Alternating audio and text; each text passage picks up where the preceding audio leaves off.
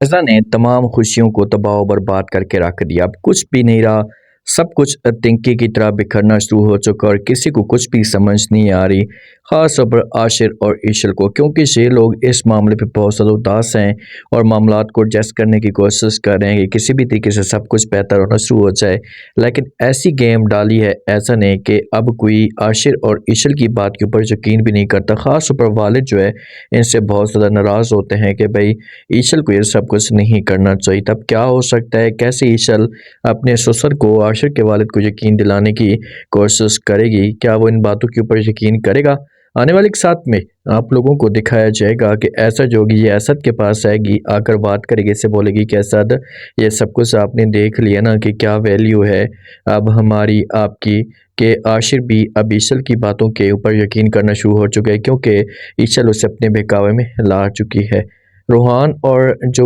रूहान की बेगम अनाया है ना, ऐसे हनीमून पे होंगे लेकिन रूहान को सुकून तक नहीं आएगा। तो अनाया जो ये रूहान के साथ बात करेगी, इससे बोलेगी कि देखें कि अगर आप इस मामले पे परेशान हैं तो मज़ीद मैं आपको परेशान नहीं देख सकती, हम ऐसा करते हैं कि वापस चले जाते हैं। आगे से रूहान जो गई ये इनकार कर देगा और कहेगा कि घर वाले तो किसी किस्म की कोई भी बात हमारे साथ शेयर नहीं कर रहे, जो है जो हमारे साथ कोई भी बात शेयर नहीं करे, तो इसी वजह से हमें जो वहाँ पर जाने की कोई भी ज़रूरत नहीं है। अलबत्ता अगर आशिर भाई बता देते तो फिर तो हो सकता है, तो समझाएगी अनाया,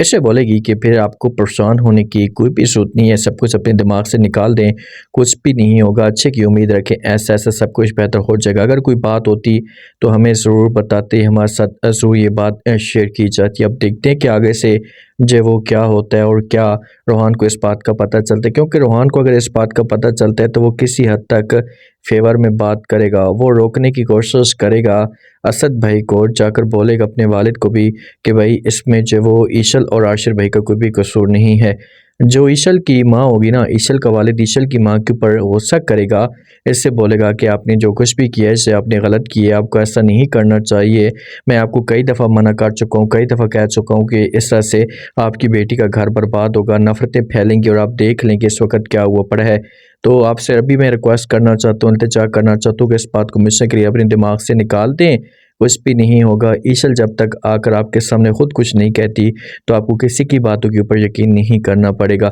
तो आगे से ईशल की माँ जो होगी ये बोलेगी कि भाई मैं ऐसे तो चुप नहीं बैठ सकती, इस सब मैं ऐसे तो खामोश नहीं बैठ सकती, मैं जाऊँगी और जाकर बात करूँगी, हर सूद में पता करूँगी कि आखिरकार जो है वो हुआ क्यों है उसके साथ ऐसा, और ईशल के साथ इतनी नाइंसाफ़ी किस वजह से की जा रही है। लेकिन ईशल अपनी माँ को भी चुप करा देगी। अब ऐसा और ईशल का आमना सामना होता है तो ईशल आती आकर बात करती है, ऐसे कहती है ऐसा भाभी आपने जो कुछ भी करना है मेरे साथ आप मेरे साथ कर लें, लेकिन इस घर को मज़ीद प्लीज़ बर्बाद मत करें, इस खुशियों को तबाह ना करें, इससे ख़ानदान मुकम्मल तौर पर टूट जाएगा। इनकार कर देगी, ऐसा बोलेगी कि देखें कि इससे मुझे कोई फ़र्क नहीं पड़ता, लेकिन